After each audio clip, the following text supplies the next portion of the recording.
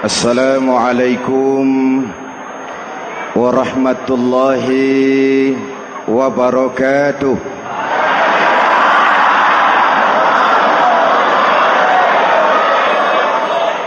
Alhamdulillahi rabbil alamin. Wassalatu wassalamu ala ashrafil mursalin Sayyidina wa maulana Muhammadin wa ala alihi wa sahbihi ajmain, amma ba'du. Para ulama yang saya muliakan, hadirin hadirat ma'asyiral muslimin yang saya cintai, banyak kita alami perubahan-perubahan yang terjadi, baik perubahan yang menyangkut sosial budaya, lebih-lebih yang menyangkut sosial politik. Yang tidak banyak mengalami perubahan adalah sosial ekonomi.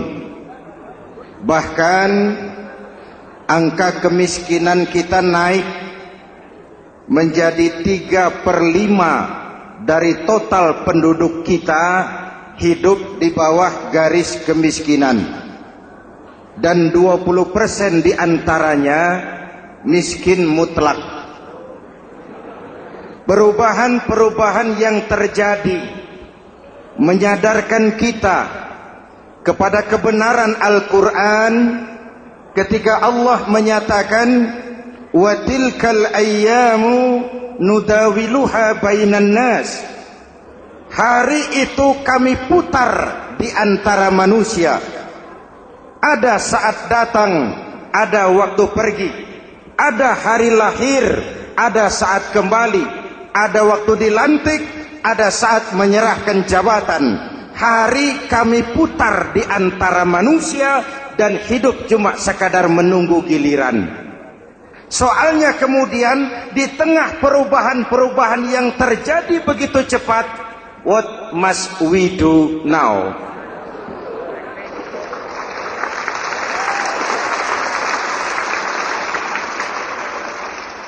Saya juga nggak ngerti itu.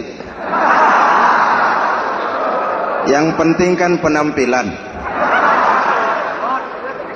Saudara-saudara kaum muslimin di seluruh tanah air, jadi pemimpin adalah pelayan bagi orang yang dipimpinnya. Okelah, perbaikan ekonomi, pembukaan lapangan kerja baru kita serahkan kepada pemerintah, karena kita percaya mereka orang-orang terpilih belaka yang dipilih dengan kepercayaan akan mampu membawa rakyat keluar dari kesulitan. Amin. Tugas kita sekarang di zaman susah meluruskan akidah. Jangan sampai mbah dukun yang naik ke permukaan. Betul? Islam misinya yang pertama membebaskan manusia dari kemusyrikan. 13 tahun Rasul berjuang di Mekah, menanamkan akidah, meluruskan keyakinan, membentuk iman. 13 tahun membebaskan manusia dari belenggu kemusyrikan. 13 tahun menanamkan la ilaha illallah Muhammadur Rasul dengan seluruh konsekuensinya. Kalau saya yakin tidak ada Tuhan selain Allah, saya tidak akan minta tolong kecuali hanya kepada Allah. Saya tidak akan pernah takut kecuali hanya kepada Allah. Saya tidak akan menggantungkan hidup kecuali hanya kepada Allah. Saya tidak akan minta rizki kecuali hanya kepada Allah. Saya tidak akan melarikan persoalan kecuali hanya kepada Allah. Kalau konsekuen dengan keyakinan ini, mbah dukun nggak dapat tempat.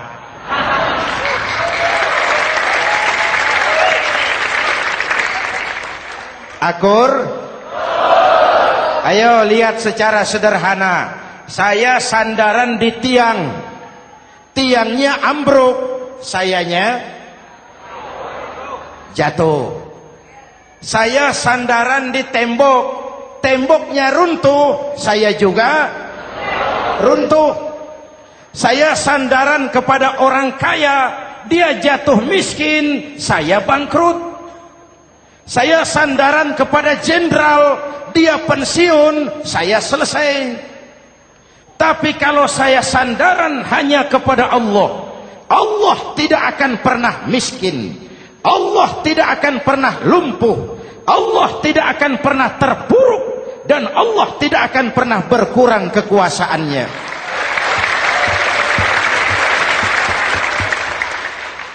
Maka umat Islam, sesulit apapun zaman yang kita hadapi, Allah juga tempat kita bersandar. Jelas? Selama ini kita iman dalam ucapan, tapi sekuler dalam perbuatan.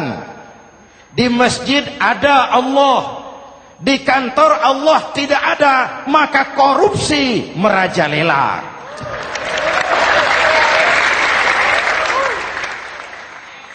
Di masjid ada Allah, di pasar Allah tidak ada, maka timbangan tetap curang.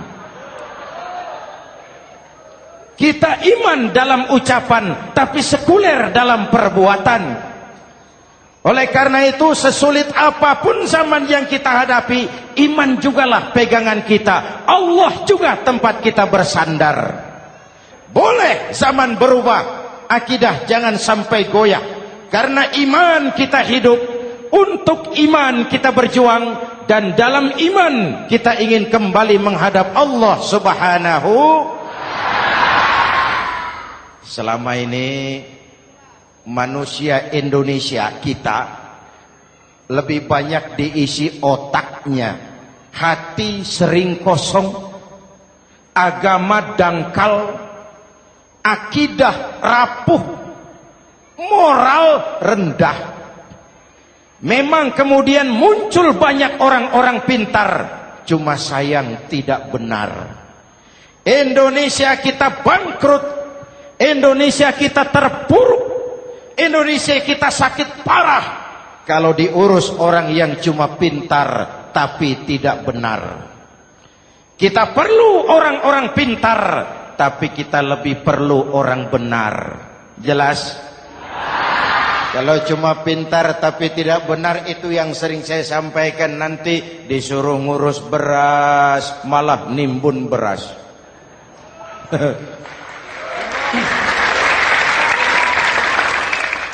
Disuruh ngurus laut malah jadi bajak laut.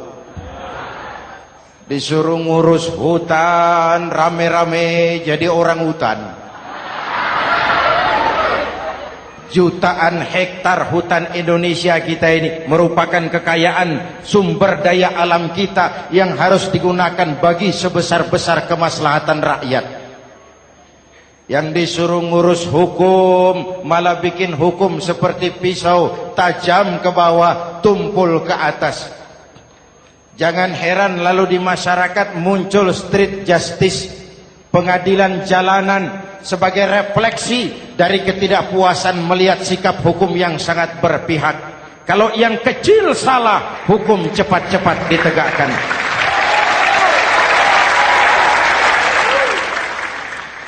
Lihat saja sekarang ini kalau orang terkenal banyak uang punya masalah, antri yang bela. Betul? Tapi saudara lihat si Marsinah di Jawa Timur, si Sengkon dan Karta di Jawa Barat, si Udin Bernas wartawan Jogja, terseok-seok mencari keadilan, sampai hari ini urusannya masih remeng-remeng. Kenapa bisa begitu? Jawabannya sederhana, tidak ada fulus. Ada fulus mulus, tidak ada fulus manfus. Betul? Jangan sampai para penegak hukum kita terjebak pada lagu baru, maju tak gentar membela yang bayar. Biar bertentangan dengan nurani, biar bertentangan dengan public opini, biar bertentangan dengan rasa keadilan. Siapa yang bayar, itulah majikan. Mau benar atau salah, belain terus. Kalau seperti inilah hukum kita, mafioso keadilan akan tetap gentayangan. Hadirin yang saya hormati, 13 tahun beliau berjuang di Mekah, meluruskan keyakinan, memantapkan akidah, meneguhkan iman. Dari situ segalanya dimulai, dan ke situ segalanya akan menuju. Intan paling mahal, mutiara paling berharga, tidak lain adalah nilai-nilai keimanan. Kalau itu sudah tergadai, apalagi yang bisa kita banggakan dalam kehidupan ini? Kita merasa harta kita berharga, belum ada artinya ketimbang iman. Kedudukan kita punya nilai pun belum ada artinya ketimbang dengan nilai-nilai keimanan. Itu intan paling mahal, itu mutiara paling berharga.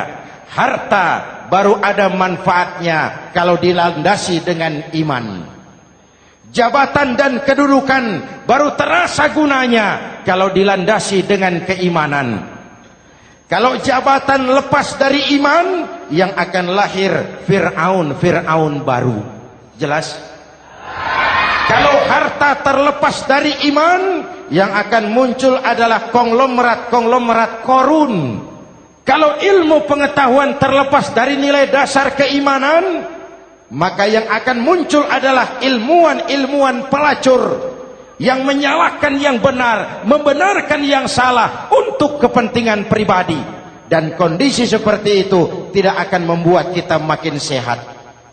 Oleh karena itu, pada kesempatan ini, pesan pertama saya, menghadapi zaman susah, tetap jaga akidah, tetap pelihara keyakinan.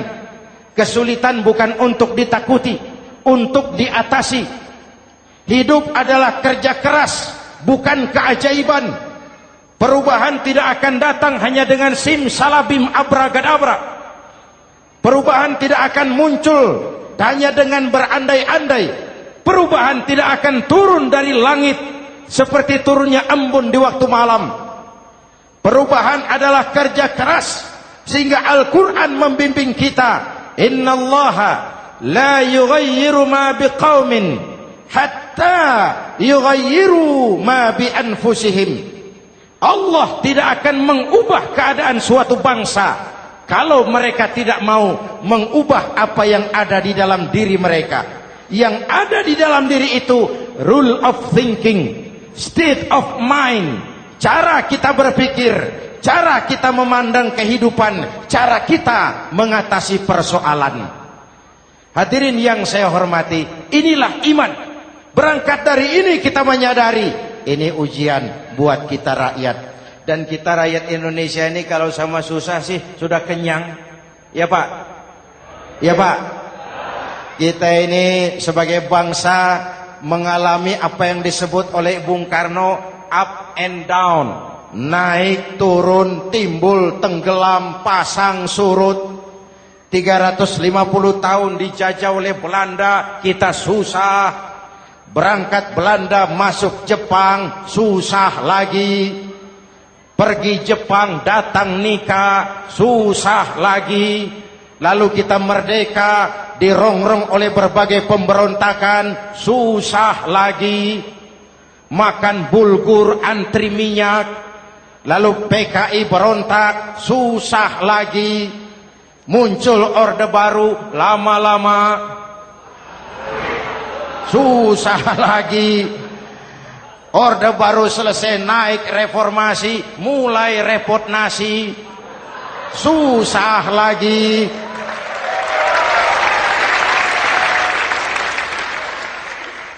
Kalau susah kita ini sudah akrab, sudah intim. Mestinya kalau sudah susah seperti itu, jangan salah sikap menyikapi kesusahan. Jangan sampai kita potong kompas, ambil jalan pintas, terjebak menghalalkan segala cara. Itu tidak akan menguntungkan, itu tidak akan menyelesaikan. Kalaupun selesai, nampaknya penyelesaian sesaat. Dan penyelesaian sesaat bukan penyelesaian yang sebenarnya. Karena itu tetaplah dalam koridor keimanan. Boleh zaman berubah, akidah jangan sampai goyah. Silahkan masa berganti, tapi keyakinan jangan mati. Sekali la ilaha illallah, sampai tetes darah paling penghabisan, tetap la ilaha illallah. Sanggup? 3 orang. Sanggup? 21. Sanggup? Kalau sanggup kita harus konsekuen. Saudara-saudara di seluruh tanah air, misi yang kedua dari Islam setelah membebaskan manusia dari kemusyrikan, membebaskan manusia dari ras diskriminasi, mengikat manusia dengan tali akidah. Sebelum Islam datang, manusia dibedakan oleh warna kulit, manusia dibedakan oleh faktor keturunan, manusia dibedakan oleh faktor harta dan benda. Adalah Rasul yang mengajarkan, innallaha la yanzuru ila suwarikum wala ila amwalikum walakin yanzuru ila qulubikum wa a'malikum. Allah tidak melihat potonganmu, Allah tidak melihat hartamu. Yang Allah lihat itu adalah hatimu dan amal perbuatanmu.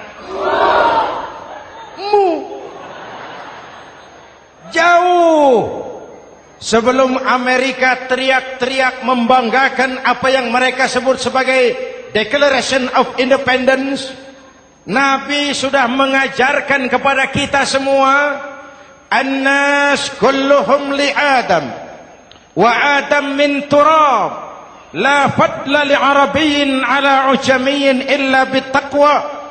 Seluruh manusia berasal dari Adam. Adam diciptakan dari tanah. Tidak ada kelebihan Arab dengan yang bukan Arab kecuali takwanya. Jauh sebelum Amerika mencanangkan bahwa semua manusia dilahirkan sama, that all men are created equal. Jauh sebelum itu Islam sudah membebaskan manusia dari ras diskriminasi. Apa dalam konteks kekinian menghadapi zaman susah tetap jaga kerukunan?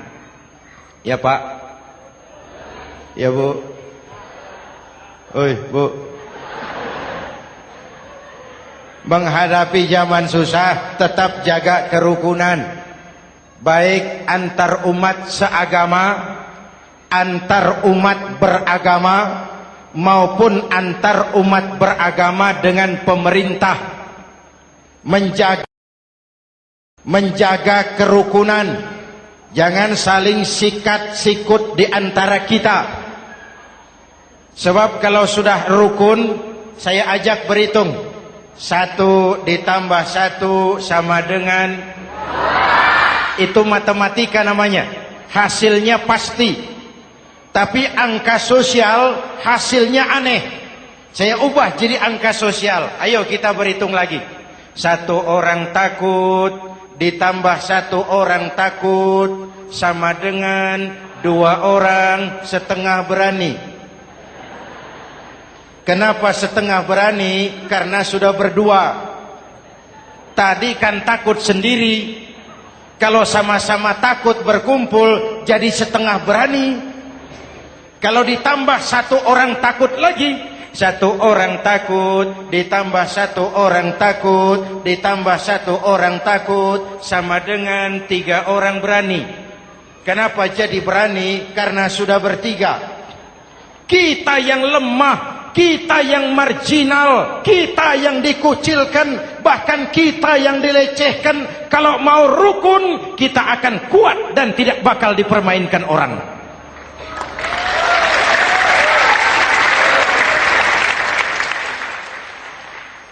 Tapi kalau rukunnya yang satu mau menikam yang lain, saya ajak berhitung lagi.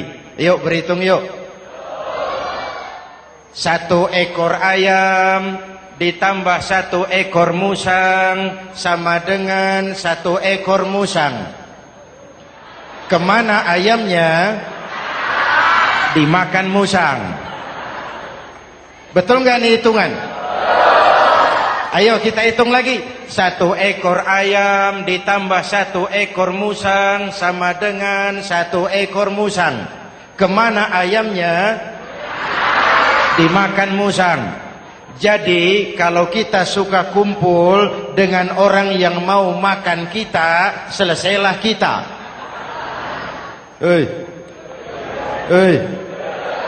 Maka kalau merasa kita ini ayam, yuk kumpul sama-sama ayam, pulang ke kandang ayam. Kalau ada ayam kumpul ke kandang musang, itu namanya ayam minum baygon. Jelas? Menjaga kerukunan. Pertama, antar umat seagama, sesama muslim harus saling menjaga, harus saling memelihara. Baik dia muslim yang jadi kapolri, baik dia muslim yang jadi kasat, baik dia muslim yang jadi pengusaha, baik dia muslim yang jadi petani, nelayan, guru, semua komit menjaga semangat kebersamaan, rukun antar umat seagama. Jelas? Jelas? Hadirin yang saya hormati, atas dasar itu saya ingatkan kembali, kita semua ingin persoalan terorisme dilepaskan kaitannya dari agama manapun. Tidak ada kaitannya terorisme dengan Islam, dengan Kristen, dengan Hindu, dengan Buddha. Tidak ada kaitannya terorisme dengan pondok pesantren.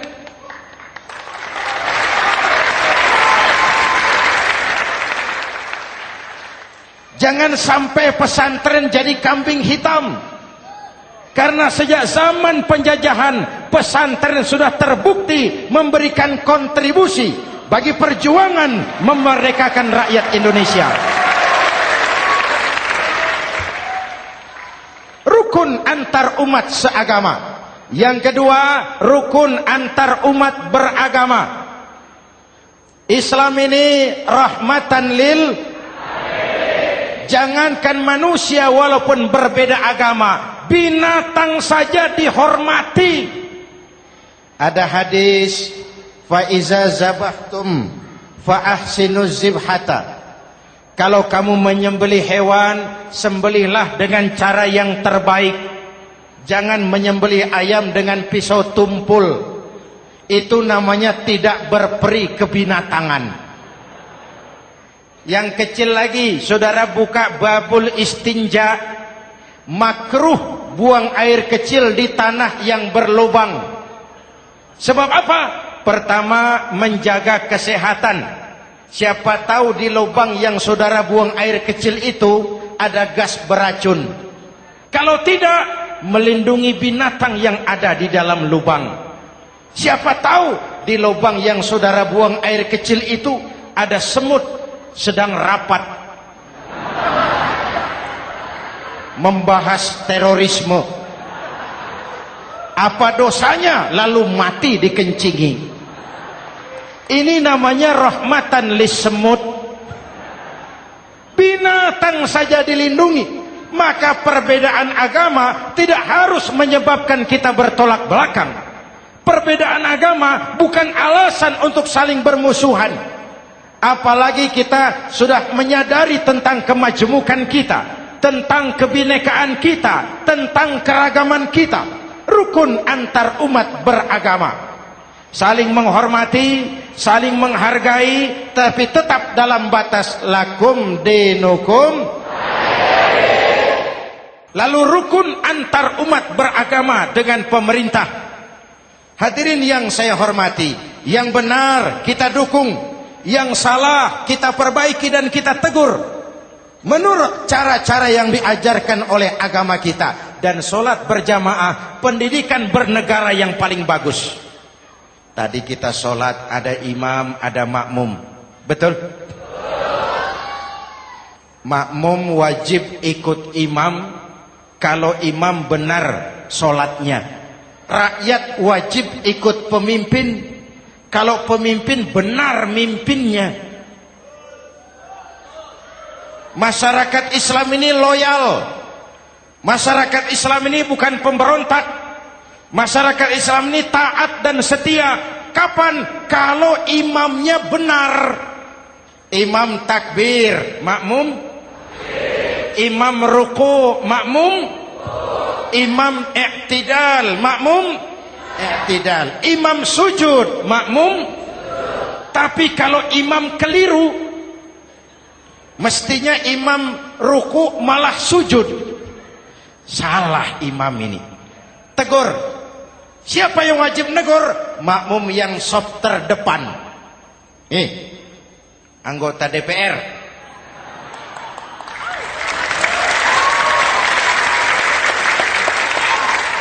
Ini wakil-wakil makmum ini.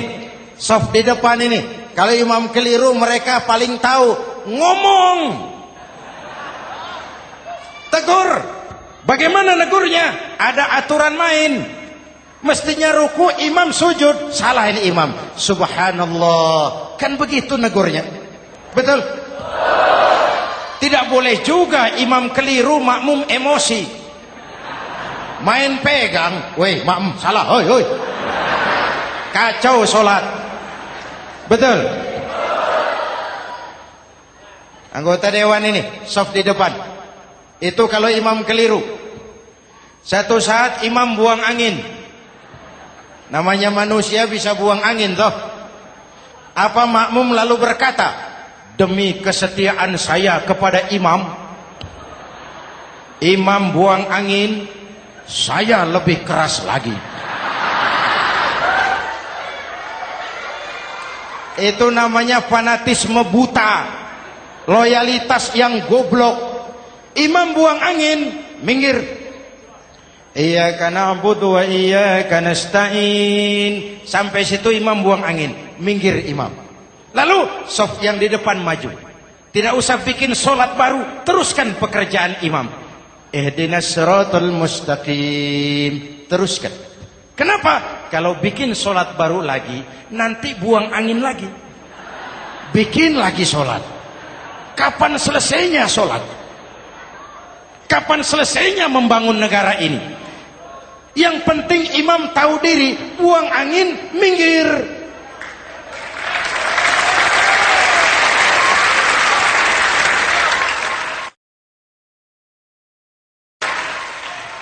Ini kacaunya solat berjamaah kita sekarang. Kacaunya negeri kita sekarang. Banyak imam sudah buang angin, gengsi. Diam aja merasa nggak punya salah. Dikasih tahu sama makmum, imam tadi buang angin ya, malah jawab sedikit. Apa kalau sedikit lalu tidak batal solat itu? Mekanisme kehidupan sosial yang diatur lewat tuntunan solat berjamaah. Sehingga Nabi berpesan, kun imaman muta'an au ma'muman muti'an fala takun thalisan jazu'a. Kalau jadi pemimpin, jadilah pemimpin yang ditaati. Kalau jadi makmum, jadilah makmum yang mentaati. Jangan jadi golongan ketiga pemecah belah. Di depan tidak jalan, di belakang takut, ditaruh yang di tengah, di depan didorong, yang belakang ditendang. Ini namanya biang kerok. Saudara-saudara, dari uraian singkat ini saya ambil beberapa catatan pokok. Pertama, kalau ada intan paling mahal, kalau ada mutiara paling berharga dalam hidup kita, itu tidak lain adalah karena keyakinan. Hidup jadi indah, hidup jadi berharga, hidup jadi berarti kalau didasari atas sebuah keyakinan. Dan keyakinan itu tidak lain adalah nilai iman kita, akidah kita kepada Allah Subhanahu wa ta'ala. Yang kedua, tetap menjaga kerukunan. Sesulit apapun zaman yang kita hadapi, kita tetap harus menjaga semangat kebersamaan. Kita harus tetap menjadi lem perekat yang menjaga keutuhan, baik sebagai bangsa maupun sebagai umat. Perbedaan adalah wajar, harus dihormati sebagai ciri kehidupan berdemokrasi. Tapi jangan perbedaan menjadi sebab kita bermusuhan, dan jangan perbedaan menyebabkan kita saling berpecah belah. Hormati perbedaan, jangan perbedaan dipandang sebagai permusuhan. Dengan akidah yang kuat dan kebersamaan yang kokoh, ayo kita hadapi kesulitan, kita atasi kesulitan, dan dengan kerja keras untuk menyongsong hari esok yang lebih pasti. Mari kita Fatihah, semoga Allah memelihara kita bangsa Indonesia. Ala hadhihi niyah wa ila hadratin Nabi. Al-Fatihah.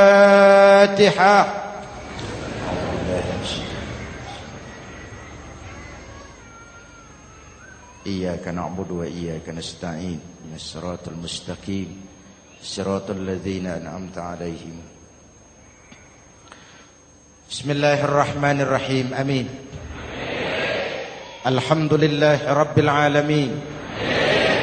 Allahumma salli wa sallim wa barik ala sayyidina Muhammadin wa ala alihi wa sahbihi ajma'in.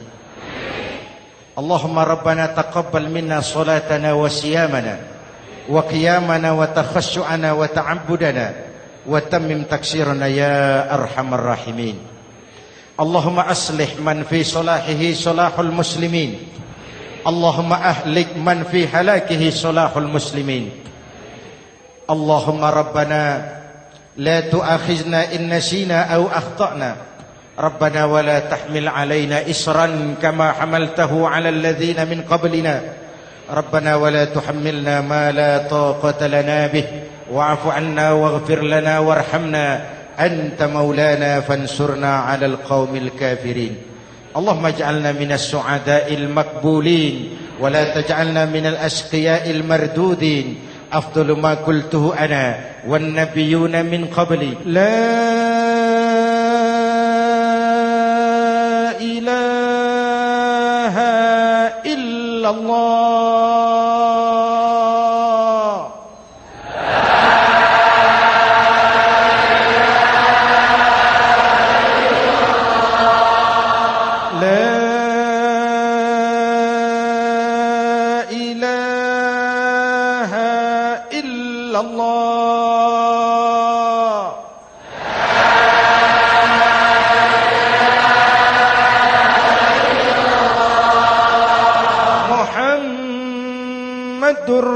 Rasulullah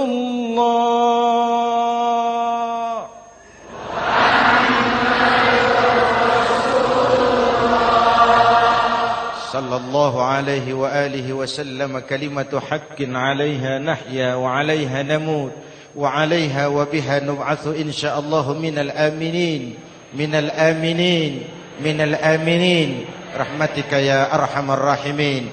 Sallallahu ala sayyidina Muhammad wa ala alihi wa sahbihi ajma'in. Ana rabbika rabbil izzati amma yasifun. Salamun alal mursalin. Walhamdulillahi rabbil alamin. Jumpa lagi di lain kesempatan insyaallah. Wassalamualaikum warahmatullahi wabarakatuh.